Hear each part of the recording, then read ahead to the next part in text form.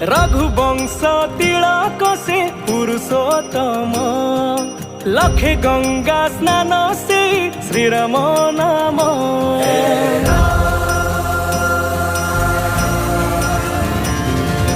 रघुवंश तिलक से पुरुषोत्तम लखे गंगा स्नान से श्रीराम नाम।